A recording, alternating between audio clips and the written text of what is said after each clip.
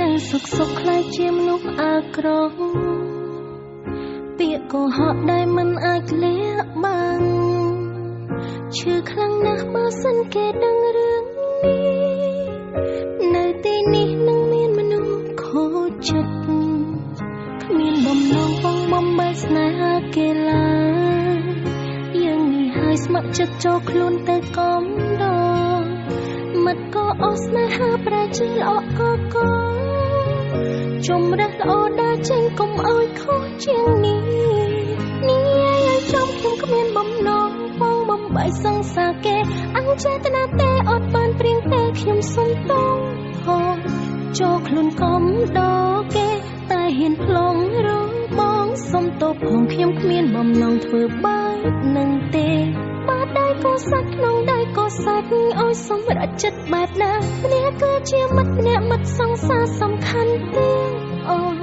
សាច់រឿងស្នេហានេះតបឲ្យខ្ញុំខកចុះស្ពាយកំហុសដែលខ្ញុំបានខុសហើយដើរចេញកុំអន់ឈឺចាប់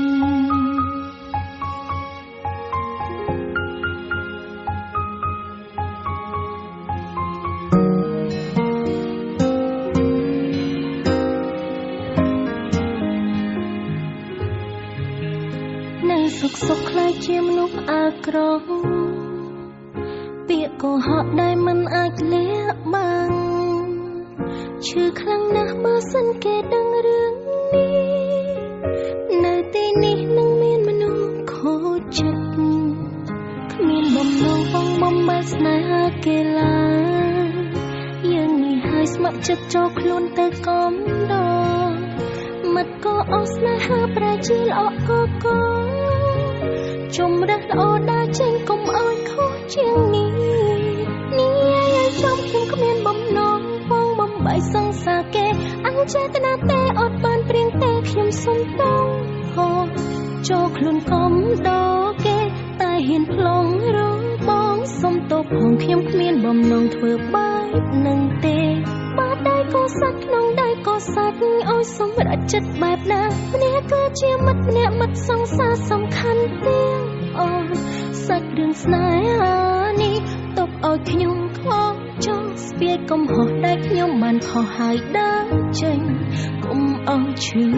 ចាប់នេះឲ្យចំខ្ញុំគ្មានបំណងបងបំបីសង្សារគេអញ្ចេតនាទេអត់បានព្រៀងទេខ្ញុំសុំតងហោចូលខ្លួនកុំដគេតែហ៊ានផ្លងរងបងសុំតបផងខ្ញុំគ្មានបំណងធ្វើបែបនឹងទេបាត់ដៃក៏សាច់ក្នុងដៃក៏សាច់អោយសម្រេចចិត្តបែបណាម្នាក់គឺជាមិត្តម្នាក់មិត្តសង្សារសំខាន់ទេអូសាច់រឿងស្នេហានេះតបឲ្យខ្ញុំខកចុះស្ពាយកំហុសដែលខ្ញុំបានខុសហើយដើរចេញកុំអស់ឈឺចាប់